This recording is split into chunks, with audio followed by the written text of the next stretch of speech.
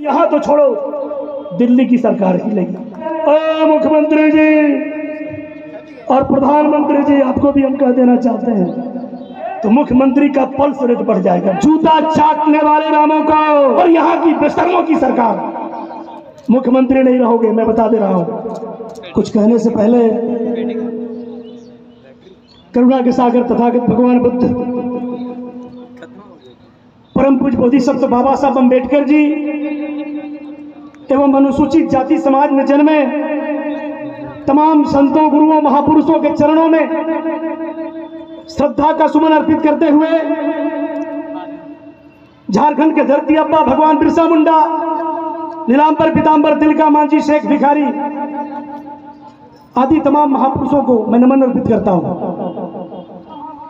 हमारे झारखंड के आन बान शान और अनुसूचित जाति के कलाकारों के प्राण, पूरे राज्य के, हमारे लिए गौरव की बात है।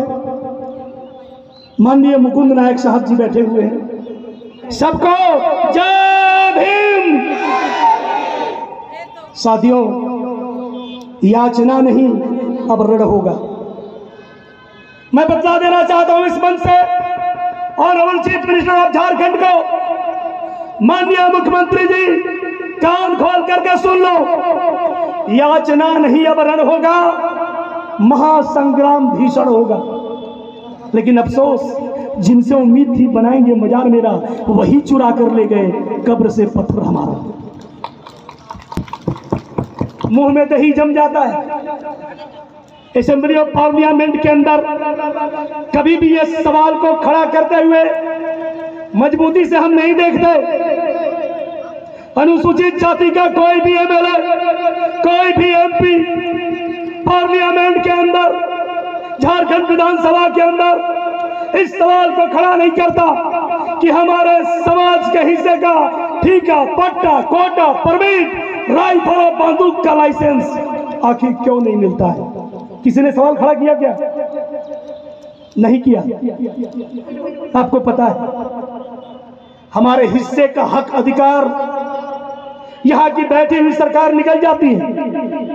हमारे लोगों को रोकने वाली इस सरकार से पूछना चाहते हैं, जब भी शेड्यूल कास्ट सब प्लान की राशि हमारे डेवलपमेंट के लिए अलॉट होती है बजट के माध्यम से, आप बड़ी ढिठाई, बड़ी बेशर्मी से यहाँ की बहरी, यहाँ की भोथर, यहाँ की थेथर, यहाँ की बेहया और यहाँ की बेशर्मों की सरकार हमारे हिस्से की राशि को दूसरे मद में खर्च कर डालती है।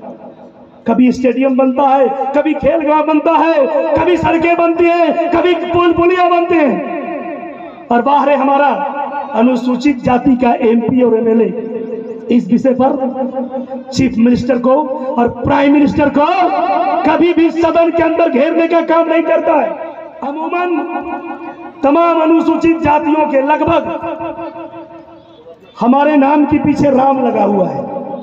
आगे राम, पीछे राम, मंगल राम, बुधन राम, शुक्र राम, शनिचर राम, राम सेवक राम, राम लखन राम, राम विनय राम, रामे राम, है कि नहीं? जिनके पूर्वजों का काम तो था जूता बनाना। जूता बनाना सबसे कलाकृति वाला काम है। पैर में कांटा चुभ जाए तो नानी याद आती है कि नहीं? लेकिन हमारे पूर्वज हैं, हमारे पूर्वजों ने जूता बनाने का काम किया। जूता बनाने वालों को सलाम इस मंच से, लेकिन जूता चाटने वाले उन तमाम रामों को जो असेंबली में बैठे हुए हैं, जो पार्लियामेंट में बैठे हुए हैं, हम तुमको शर्म और लानत और मलामत भेजते हैं। शर्म से डूब मरो। जूता चाटने वाले रामों को जो असेंबली ऑफ पार्लियामेंट में बैठे हुए हैं, हम ये कहना चाहते हैं कि धन्य मनाओ बाबा साहब अम्बेडकर का, हमारे पुरखों का। भारतीय संविधान की रचना कर रानी के पेट का ऑपरेशन कर दिया। इसके पहले मनुवादी व्यवस्था लागू थी। अगर गलती से नरेंद्र मोदी ने हिंदू राष्ट्र की स्थापना कराया आरएसएस के लोगों, तो फिर से तुम्हारे घर में जूता सीने वाला, झाड़ू लगाने वाला, नाली साफ करने वाला, कपड़ा धोने वाला, भीख मांगने वाला, अरे गले में हड़िया, कमर में घंटी और पैर में झाड़ू बनाने वाला हमारा समाज पैदा लेगा। और तुम जो असेंबली में बैठ कर, पार्लियामेंट में बैठ करके अंगड़ाइयां ले रहे हो, फिर एक भी व्यक्ति ना एमएलए बन पाओगे ना एमपी बन पाओगे। तो धन्य है भारत का संविधान। जब से भारत का संविधान लागू हुआ तो चमार भुइयां डोम दुसाद फांसी फांसी घासी, टोरी रजवार के घर में चमार भुइयां डोम दुसाद फांसी फांसी घासी, टोरी नहीं पैदा लेकर के अरे भैया डॉक्टर, मास्टर, वकील, इंजीनियर, कथाकार, पत्रकार, चित्रकार, साहित्यकार, कलाकार नमन करते हैं नायक साहब को। कलाकार पैदा ले रहा है, नहीं देखे बाबा साहब को। तमाम मूर्तियां, प्रतिमाएं लगी हुई हैं, तस्वीरें लगी हुई हैं, हम किसी को नहीं देखे हैं, लेकिन हम धन्य अपने आप को मानते हैं। मानवर कांसी राम साहब के चरणों में बैठकर हमने राजनीति की सौगंध लिया है। आज इस शहीद मैदान से यह सौगंध लेते हैं।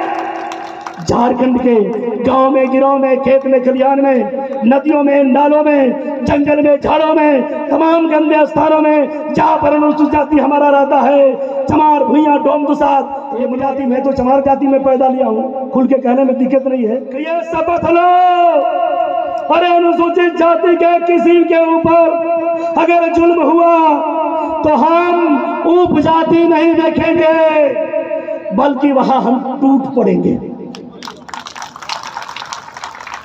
पहले एक साथ ही चारा, हम दाल रोटी खाएंगे, हम चाय ही पिएंगे, एक साथ जब चारा लेंगे तब बनेगा भाईचारा।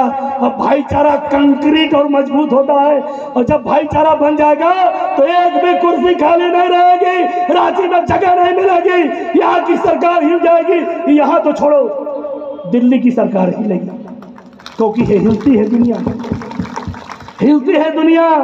हिलाने वाला चाहिए और आसमां को धरती पर लाने वाला चाहिए। अगर बिना नारेबाजी के भी एक साथ रांची में 5000 लोग अगर रोड पर निकल जाए मुंह में पट्टी साध के, तो मुख्यमंत्री का पल्स रेट बढ़ जाएगा। बढ़ेगा कि नहीं? कि क्या बात है, अनुसूचित जाति के लोग नहीं बोल रहे हैं, इसलिए पल्स रेट बढ़ा देंगे हम। इस देश की स्थिति, बल्कि इस राज्य की स्थिति बस से बदतर खराब है साथियों। झारखंड के निर्माण में परम पूज्य बोधिसत्व बाबा साहब अम्बेडकर जिनके हम वंशज हैं, जब भारत के संविधान की रचना की बारी आई तो अनुसूचित जाति से ज्यादा परम पूज्य बोधिसत्व बाबा साहब अम्बेडकर ने भारत के संविधान में अनुसूचित जनजाति को अधिकार दिया कि नहीं, आबादी के हिसाब से। लेकिन हम पूछना चाहते हैं, I want to ask the honourable chief minister mister Hemant Soren, you must respond में, हमको जवाब दो। आज बड़ी जोर शोर से चर्चा हो रही है, आदिवासी मूलवासी।